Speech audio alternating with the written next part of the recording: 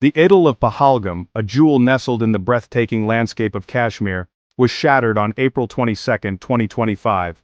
Gunfire ripped through the serenity of Baisaran Meadow, a popular tourist spot, leaving behind a trail of blood and terror. This wasn't just another statistic in the long and agonizing saga of violence that has plagued Kashmir for decades. The tranquility of the meadow, usually echoing with the laughter of children and the murmur of the Litter River, was replaced by the screams of the wounded and the panicked cries of those fleeing for their lives. This idyllic haven, sought out by travelers seeking solace in the lap of nature, became a scene of unimaginable carnage. The pristine snow-clad peaks stood witness to the barbarity, their silence a chilling counterpoint to the echoes of gunfire that reverberated through the valley. The attack, as sudden as it was brutal, left behind a scene of utter devastation. The vibrant meadow, once teeming with life, was transformed into a tapestry of pain and loss. Scattered amidst the wildflowers and trampled grass lay the bodies of men, women and children, their lifeless eyes staring vacantly at the azure sky. The very soul of Kashmir, a land long accustomed to sorrow, seemed to weep on that fateful day. The day began like any other in the tourist season. Baisaran Meadow, a picturesque expanse of green nestled amidst towering pines, was abuzz with activity. Families picnicked on the lush grass, children chased butterflies, and the air was filled with the sounds of laughter and carefree chatter. Tourists, mostly Indian families drawn to the allure of Kashmir's beauty, were enjoying pony rides, their cameras capturing the breathtaking scenery.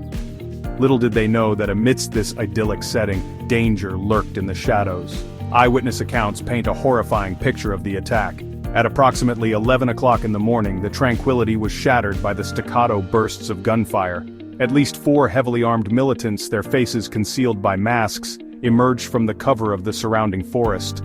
They opened fire indiscriminately on the unsuspecting tourists, spraying bullets into the crowd with chilling precision.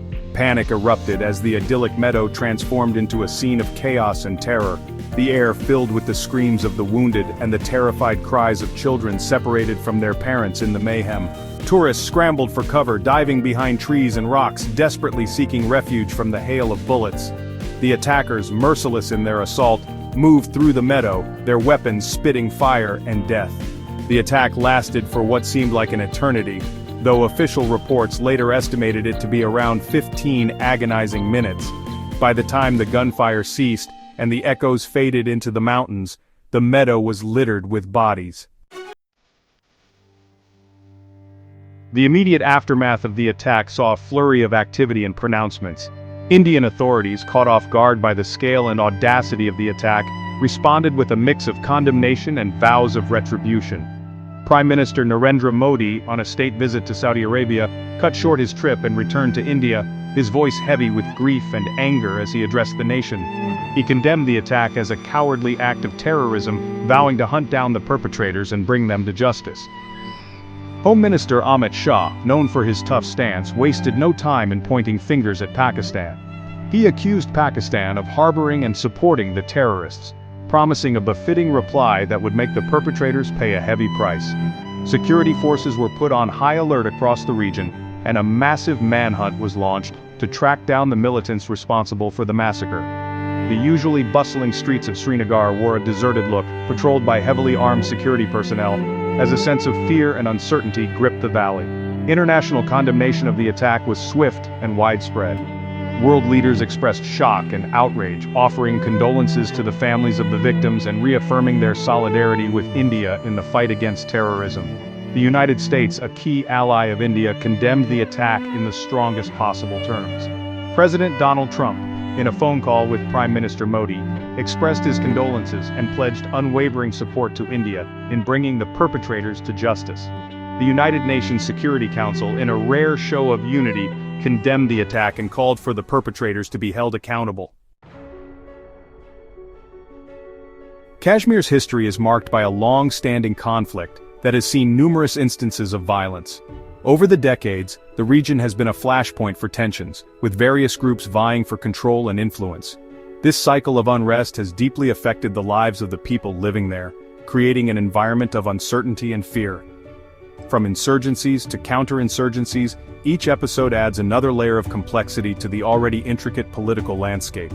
Understanding this backdrop is crucial to grasping the gravity of the recent Pahalgam terror attack.